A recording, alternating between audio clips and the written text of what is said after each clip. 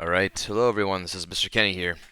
Um, Hope everyone had a good first week and is ready to dive into chapter 1 now.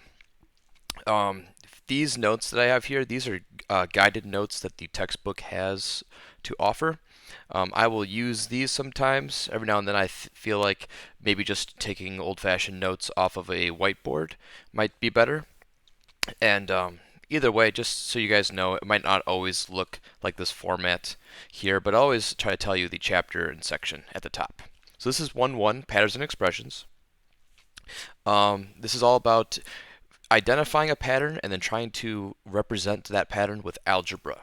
So let's just start with a little review here.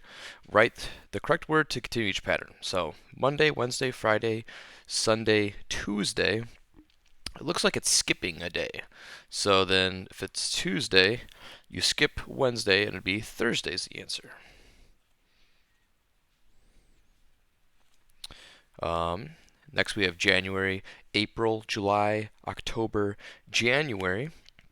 Well, it's already kind of looped back to January again. So what do you know after January comes April? So the answer here is April. And then red, blue, red, yellow, red, blue. This one might be a little bit trickier. But it went red, blue, red, yellow, red, blue, red again. Circle, square, triangle, circle, square, triangle. Some patterns are a little bit harder to see than others, but once you kind of get the gist of them, uh, they're not too bad usually. Write the next number in each pattern. 2, 4, 6, 8. Sometimes if you can't tell, you want to see what changes. You can see from 2 to 4, it goes up 2, and then just double check to make sure that that's the same pattern from 4 to 6, and it is also up 2. So you can imagine 8 to the next number goes up 2, which would be 10. Some patterns, sorry, I lost my train of thought. So this one looks like it's going down. So from 6 to 3, that goes minus 3. From 3 to 0, looks like it goes minus 3 again. And then minus 3 from here to there. So then what's negative 3 minus another 3? That's actually negative 6. Now this was adding, this one was subtracting. It's not always going to be like that. I feel like for a lot of examples today, they are going to be more linear, increasing or decreasing by the same amount. If you look at this one though, you can definitely tell that we're not adding or subtracting the same thing over and over because the numbers get really big really quick. So for here, I believe we are multiplying. So 2 times 4 gives you 8. I think if you multiply that by 4 again, you get 32. And then times 4 is 128. So then if you times that by 4, I believe that's 512. And there we have it. A lot of the textbook guided notes also have a vocabulary builder. So variable, which you've probably heard that before, usually a letter that can change or vary. X and Y are often used as variables. It's a symbol that can represent one or more numbers, and a variable represents an unknown number in equations and inequalities. So look it out here. Write N if it's a numerical expression, and then write A if it's an algebraic one. So numerical means it's only got numbers in there. Algebraic means it has those variables, those letters in there. So 5x, we see a letter that's algebraic. Here, no variables, no letters, that's numerical. Here we got a letter, back to algebraic. This one we have an R down there, that's algebraic. Circle the variables, so just circle all the letters you see. See one there, see one here, here, here. Just identifying. Alright, let's take a look at the next page. Alright, problem 1. Identify a pattern. Look at the figures from left to right. What is the pattern? Draw the next figure. So there are blank white squares in the first figure. So usually you start off with one and it kind of goes left to right. So this is figure 1, this would be 2, this is figure number 3. So in the first one, I count 4 white squares. And then how many more white squares are in the second one?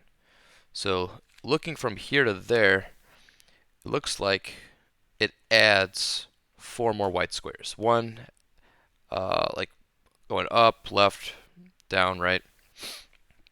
So there's 4 more. And describe the pattern. I usually like to just double check and make sure, does it also happen here to there? It looks like it does add on 1, 2, 3, 4, all the way around the outside there. So describing the pattern, you really can't do this wrong unless you don't know what the pattern is, just in your own words, as long as you're saying something about increasing by 4 white squares.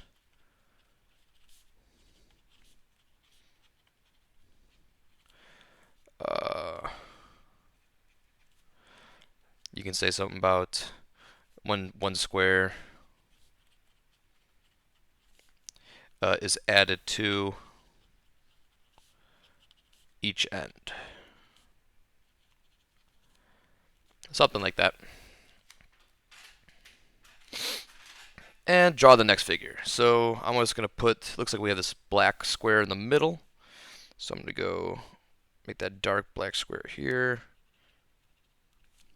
And then we are 1, 2, 3 up. Now we're going to be 4 up. 1, 2, 3, 4. All the way around the outside here.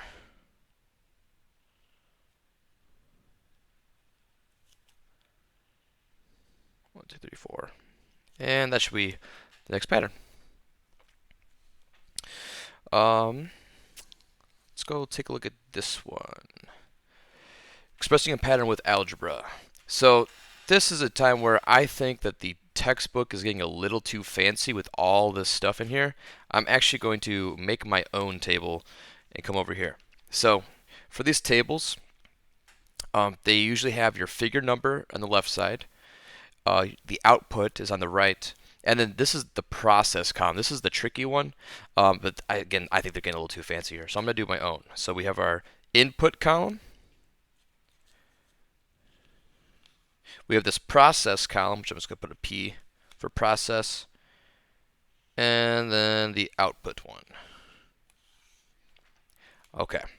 So input, that's just the figure number. So figure number usually starts with 1. So this is figure 1, and this is 2, this is 3. So in the figure number 1, output, how many squares do we have? So we have 1, 2, 3, 4 squares. Okay.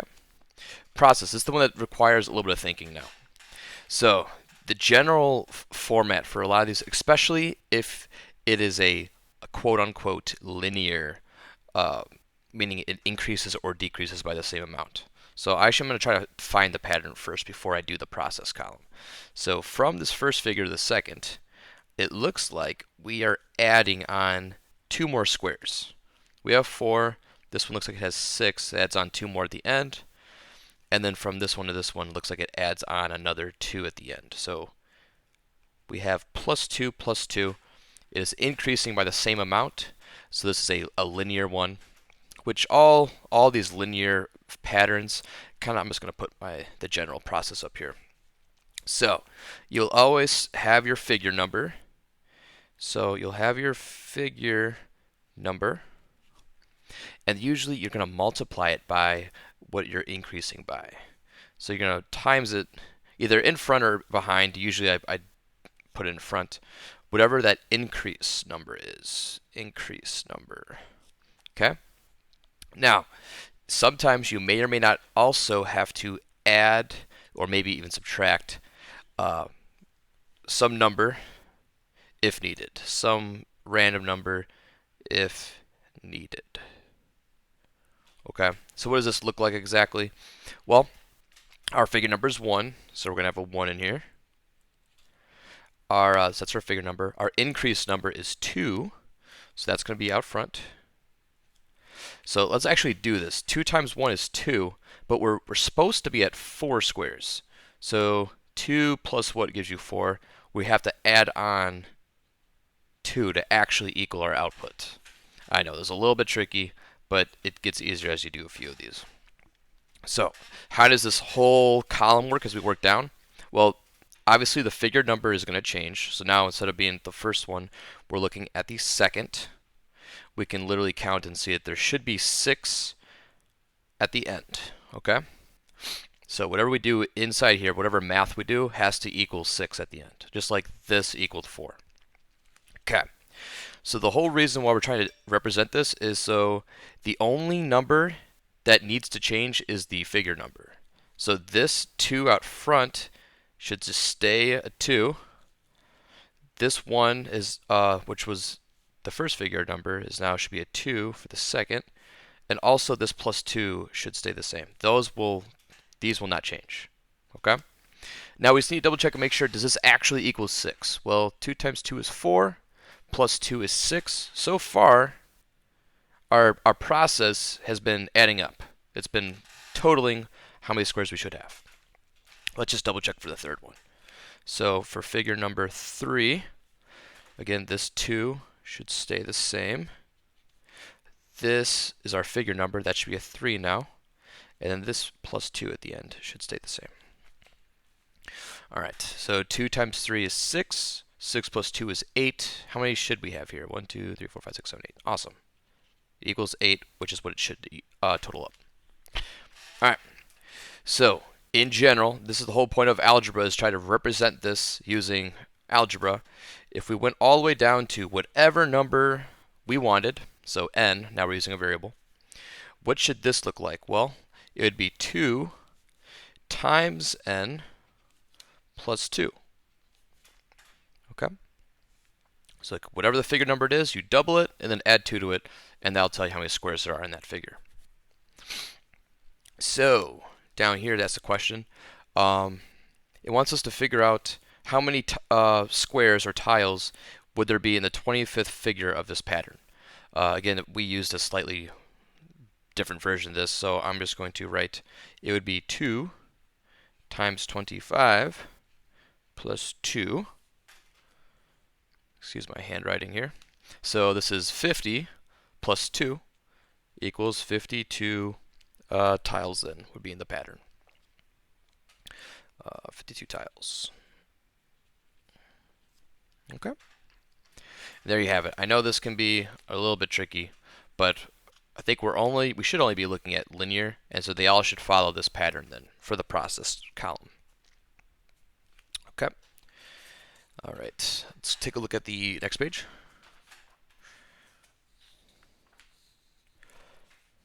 Let's go over here. Let's see. All right. This says explain how the table of values helps you find the number of tiles in the 20th figure. Whoops, down here. You can just answer it. You know, you can't really get this wrong as long as you're explaining it in your own words. You can say it helps you see a pattern. There's 2 T's in pattern. To write an expression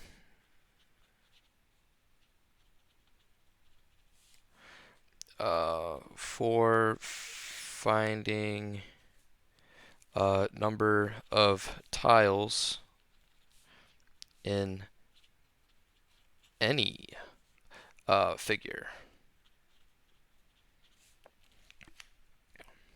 So if you wanted to figure out how many tiles would there be in the 1,000,000th figure down the road, you could use that expression we found to solve it. All right. Let's take a look at number 3. So use the graph to show the total cost of platies in the aquarium shop. Okay, so looking at this little graph here, looks like 0 number of platies costs $0. It's skipping. It's going by 2's down here, so there's actually So one platy looks like it costs $2. Two platies cost 4, and this would be 3 platies cost 6. So I always like to identify the change. So it looks like it goes up by $2 here. Then from 2 to 4 it goes up by 2 again, and then up by 2 again. That's good that it's linear. It's increasing the same amount each time. All right, let's take a look at this chart here. This one's actually not too bad. I'm going to keep this one. So our input would just be this is the number of platies, and our output is would be the cost. Okay, so input, our figure number is 1, and we already saw the change is 2. So if we put the 2 times 1, multiply them together just like we did in the last one, you get 2, which was the output there. So this one, we don't need to do plus anything because 1 times 2 is already 2. So for this one, we are going to put in our figure number. Again, they're putting the figure number in front this time, which is fine. It doesn't always have to, you don't always have to put the change number in front of it. You don't have to. So this is 2. 2 times 2 is 4. And again, that works out because at 2, we're at 4 here on the graph. So for the third figure number, again, that number goes in front, and we have our 2 again. Again, this 2 will not change. It's always times 2, times 2, times 2. 3 times 2 is 6, and that's where we were at. 3 was 6. Awesome. I'll do this one. 6. 6 times 2 is 12. Again, we can't check that here because it doesn't go that high. But anyway, in general, the nth figure number, you take it and you times it by 2. Sometimes they want us to put it there. It's just n times 2 again is 2n. Me personally, I already had the 2 in front of the figure number all the way down. So anyway, this is the pattern here. You just double it. Okay, got a couple more. We're almost done. In the table, when the input value is 6, the output is 12. We solved that one. Oh, it says underline, whatever. I circled it. The expression n, 2n, or 3n describes the cost of n platies. Well, we already figured it out. It was 2n. So I'll underline it. 2n for n platies. At the aquarium shop, 6 platies cost, well, we already showed that it's $12.